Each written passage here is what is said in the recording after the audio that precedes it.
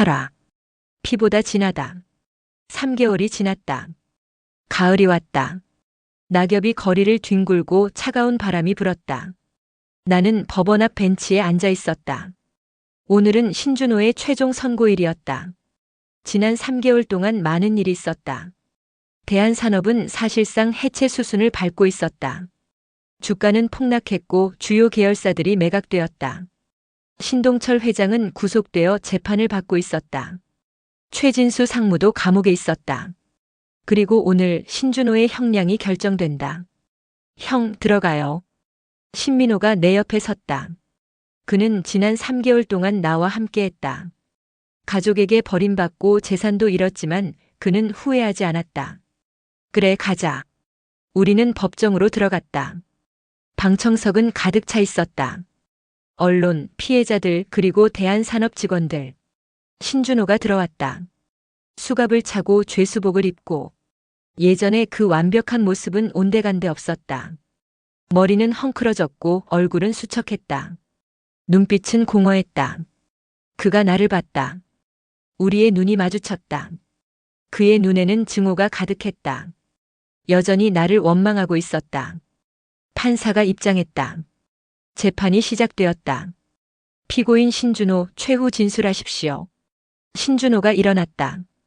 그는 방청석을 둘러봤다. 그리고 말하기 시작했다. 저는 잘못했습니다. 방청석이 술렁거렸다. 그가 인정한 것이다. 저는 욕심이 많았습니다. 권력이 욕심나고 돈이 욕심났습니다. 그래서 잘못된 선택을 했습니다. 그의 목소리는 떨렸다. 하지만 한 가지만은 말하고 싶습니다. 저도 피해자였습니다. 무슨 소리입니까? 방청석에서 누군가 소리쳤다. 저는 태어날 때부터 신동철의 아들이었습니다. 후계자였습니다. 하지만 그것이 제 선택이었습니까? 아닙니다. 저는 사랑받고 싶었습니다. 인정받고 싶었습니다. 하지만 아버지는 저를 도구로만 봤습니다. 신준호가 나를 쳐다봤다. 강은호, 내가 부러웠어. 너는 자유로웠으니까. 너는 선택할 수 있었으니까. 나는 선택할 수 없었어. 태어날 때부터 정해진 길을 걸어야 했어. 나는 아무 말도 하지 않았다. 하지만 그것이 변명이 될 수는 없겠지. 나는 잘못했어. 너를 해친 것도 무고한 사람들을 짓밟은 것도 모두 내 잘못이야. 그는 고개를 숙였다. 용서를 구하지 않겠어. 자격이 없으니까. 그냥 벌을 받겠어. 신준호가 자리에 앉았다. 법정은 조용했다. 판사가 판결문을 읽기 시작했다. 피고인 신준호는 횡령, 배임, 위증교사, 증거 조작 등 여러 혐의로 기소되었습니다. 재판부는 피고인의 범죄가 매우 중대하고 계획적이며 사회에 큰 해악을 끼쳤다고 판단합니다. 나는 숨을 참았다. 따라서 피고인 신준호에게 징역 12년을 선고합니다. 망치가 내려쳤다. 12년. 신준호는 40대 후반이 되어서야 나올 것이다. 신준호는 표정이 없었다. 그저 고개만 끄덕였다. 받아들인 것이다. 경찰들이 그를 데려가려 했다. 그때 나는 벌떡 일어났다. 잠깐만요. 나는 신준호에게 다가갔다. 경찰들이 막으려 했지만 판사가 허락했다. 뭐야, 은호? 신준호가 물었다. 형. 나는 그렇게 불렀다. 처음으로 진심으로. 형, 저는 형을 용서합니다. 신준호의 눈이 커졌다. 믿을 수 없다는 표정이었다. 무슨 소리야? 형도 피해자였어요. 저처럼. 우리는 다른 방식으로 상처받았지만 결국 같은 피해자예요. 나는 그의 손을 잡았다. 수갑으로 묶인 손. 형, 12년 후에 나오면 연락하세요. 제가 도와드릴게요. 우리 다시 시작해요. 신준호의 눈에 눈물이 고였다. 그는 고개를 돌렸다. 하지만 나는 봤다. 그가 우는 것을. 은호야. 미안해. 그의 목소리는 떨렸다. 늦었지만. 정말 미안해. 알아요, 형. 이제 괜찮아요. 신준호는 끌려갔다. 하지만 이번에는 그의 등이 덜 구부러져 보였다. 조금은 가벼워 보였다. 법정을 나왔다. 신민호가 내 어깨를 두드렸다. 형, 잘했어요. 정말 잘했어요. 고마워, 민호야. 형은 대단해요. 저라면 용서 못했을 거예요. 나도 힘들었어. 하지만 어머니가 원하신 일이야. 용서하라고 하셨거든. 우리는 법원을 나왔다. 기자들이 몰려들었지만 나는 아무 말도 하지 않았다. 그냥 걸었다. 며칠 후 나는 신동철 회장을 면회했다. 구치소 면회실. 아크릴 너머로 그가 앉아 있었다. 은호야. 회장님. 아니다. 아버지라고 불러다오. 부를 자격이 없습니다. 신동철은 한숨을 쉬었다. 그는 많이 늙어 있었다. 머리는 완전히 하얗게 샜고 주름이 깊어졌다. 은호야, 나는 곧 판결을 받는다. 아마 오래 갇혀 있을 것이다. 네. 나가지 못할 수도 있다. 나이도 많고 건강도 안 좋다. 그래서 하고 싶은 말이 있다. 마지막으로. 그는 나를 똑바로 쳐다봤다. 은호야, 내 어머니 소연이는 내가 정말 사랑한 여자였다. 평생 단 한 명 진심으로 사랑한 여자였다. 그런데 왜 버리셨습니까? 겁이 났다. 가족이, 회사가, 내 위치가 두려웠다. 그래서 도망쳤다. 비겁했다. 신동철의 눈에 눈물이 흘렀다. 매일 후회했다. 소연이를 떠나보낸 것, 너를 버린 것. 하지만 돌이킬 수 없었다. 이제 와서 후회해도 소용없습니다. 알아. 하지만 그래도 말하고 싶었다. 미안하다고. 그리고 그는 주머니에서 낡은 사진 한 장을 꺼냈다. 젊은 날의 여자. 내 어머니였다. 이것은 소연이의 사진이다.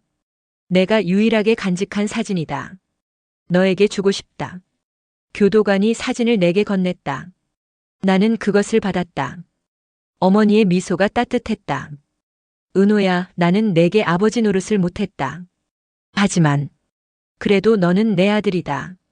그것만은 변하지 않는다. 용서해달라고는 하지 않겠다. 다만 행복하게 살아라. 그것이 내 어머니가 원하는 일이다. 면회 시간이 끝났다. 신동철이 일어났다. 은호야, 마지막으로 한 가지만. 뭡니까? 준호를 부탁한다. 저 아이도 불쌍한 아이다. 나는 고개를 끄덕였다. 알겠습니다. 신동철은 사라졌다. 나는 어머니 사진을 보며 한참 앉아 있었다. 한 달 후 신동철 회장에게도 판결이 내려졌다. 징역 15년. 그는 받아들였다. 항소하지 않았다. 최진수 상무는 징역 8년을 받았다. 다른 임원들도 줄줄이 처벌받았다. 대한산업은 역사 속으로 사라지기 시작했다. 그리고 나는 새로운 삶을 시작했다. 신민호와 함께 작은 회사를 차렸다. 법률 컨설팅 회사였다. 우리는 부당하게 당한 사람들을 돕기로 했다. 나처럼 억울하게 짓밟힌 사람들을. 첫 번째 직원은 이철수 대리였다. 그는 흔쾌히 합류했다. 은호야, 이번에는 제대로 된 일을 하자. 네, 대리님. 박수진도 합류했다. 그녀는 진심으로 뉘우치고 있었다. 나는 그녀를 용서했다. 회사는 작았지만 따뜻했다. 서로를 존중하고 진심으로 일했다. 돈은 많이 벌지 못했지만 보람이 있었다. 1년이 지났다. 회사는 조금씩 성장했다. 우리를 찾아오는 사람들이 늘었다. 억울한 사연들, 도움이 필요한 사람들. 어느 봄날 윤지혜가 찾아왔다. 오빠. 그녀는 많이 야위어 있었다. 죄책감에 시달렸을 것이다. 지혜야. 오빠, 정말 미안해요. 제가 너무 잘못했어요. 괜찮아. 이미 용서했어. 진짜요? 응. 너도 어쩔 수 없었잖아. 가족을 지키려고 한 거니까. 지혜는 울었다. 나는 그녀를 위로했다.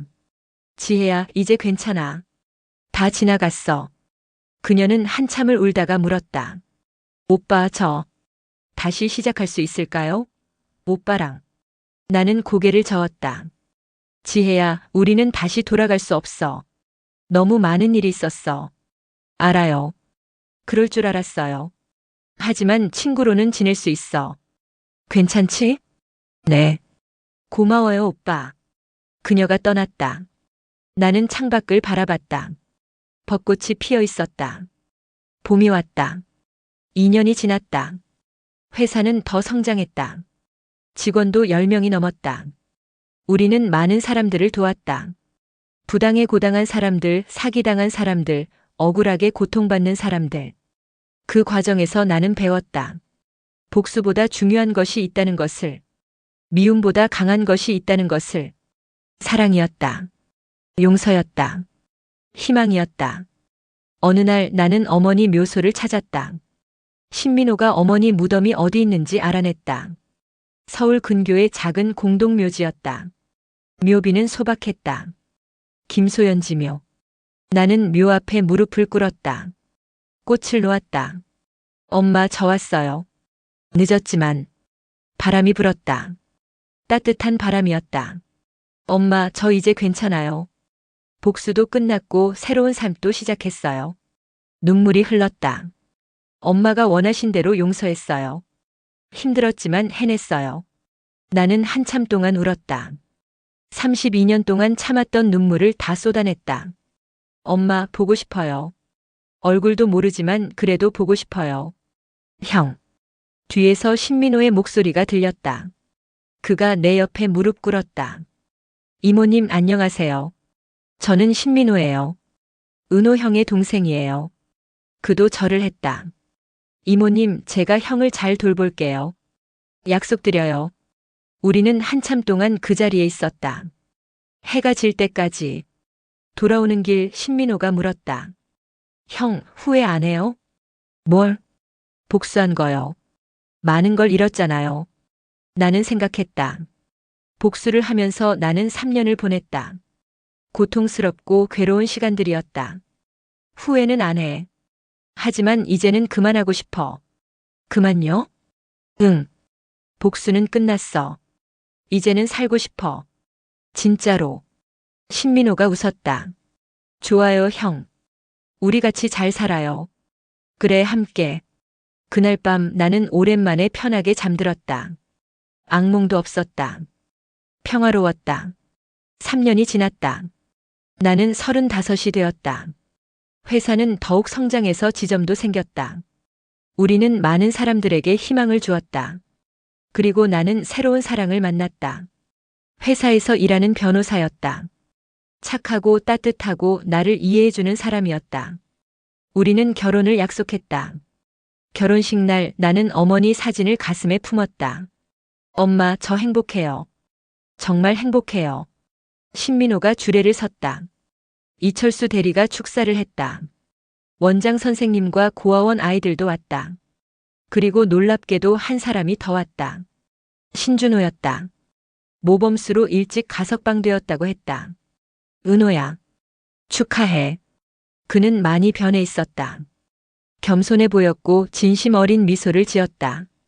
형, 와줘서 고마워요. 당연하지. 동생 결혼식인데. 우리는 껴안았다. 진짜 형제처럼. 결혼식이 끝나고 우리 가족은 사진을 찍었다. 나 아내 신민호, 신준호. 그리고 어머니 사진을 들고. 자, 웃어요. 하나, 둘, 셋. 플래시가 터졌다. 우리는 웃었다. 진심으로. 그날 밤 나는 신준호와 단둘이 이야기를 나눴다. 형, 감옥은 어땠어요? 힘들었어. 하지만 생각할 시간이 많았어. 내가 얼마나 잘못 살았는지. 이제 어떻게 할 거예요? 나도 너처럼 살고 싶어. 의미 있는 일을 하고 싶어. 우리 회사에서 같이 일할래요? 신준호의 눈이 커졌다. 정말? 나 같은 전과자를 받아줄 거야? 형은 전과자가 아니에요. 내 형이에요. 신준호는 울었다. 나도 울었다. 고마워, 은호야. 정말 고마워. 우리 이제 진짜 가족이에요, 형.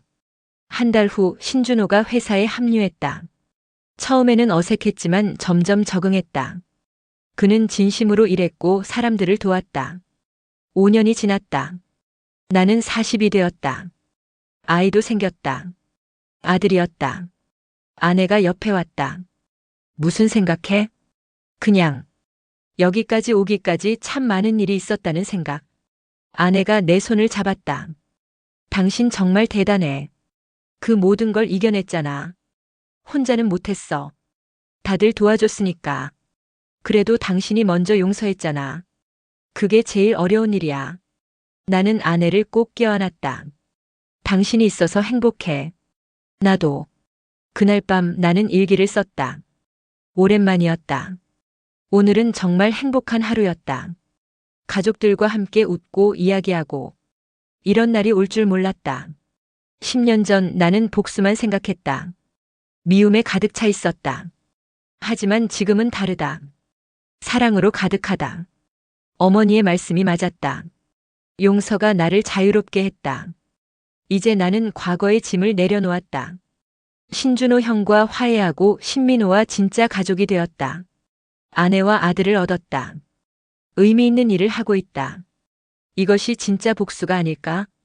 그들이 나를 망가뜨리려 했지만 나는 오히려 더 행복해졌다. 이것이 가장 완벽한 복수다. 엄마, 하늘에서 지켜봐 주세요. 아들이 잘 살고 있습니다. 행복합니다. 일기를 덮고 나는 침대에 누웠다. 옆에서 아들이 잠들어 있었다. 평화로운 얼굴이었다. 나는 아들의 머리를 쓰다듬으며 생각했다. 복수는 피보다 진하다고 생각했다. 하지만 틀렸다. 사랑이 피보다 진하다. 용서가 복수보다 강하다. 희망이 미움보다 아름답다. 그것이 내가 배운 것이다. 그리고 나는 알았다. 진짜 승리는 적을 무너뜨리는 게 아니라 나 자신을 지키는 것이라는 걸. 진짜 복수는 미움이 아니라 행복이라는 걸. 그리고 정말로 피보다 진한 건 복수가 아니라 사랑이라는 걸. 끝까지 함께 해주셔서 감사합니다.